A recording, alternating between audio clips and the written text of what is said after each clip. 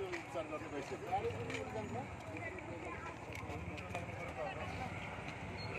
बरु उ गरौँ टिप्पर रोकिके गाडीलाई साइड लगाएर तपाईहरु आइसक्नु भएको छ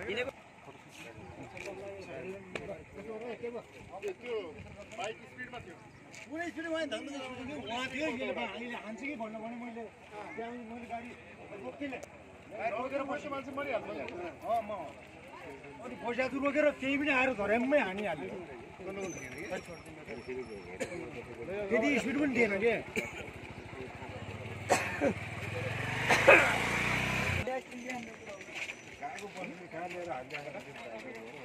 बस त आफै ठाउँमा छ नि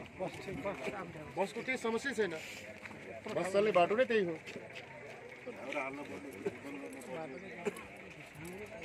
मान्छेको यसरी बाँच्ने हालेर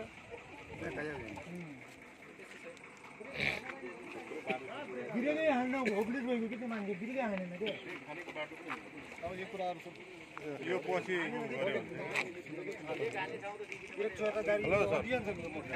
हेलो सर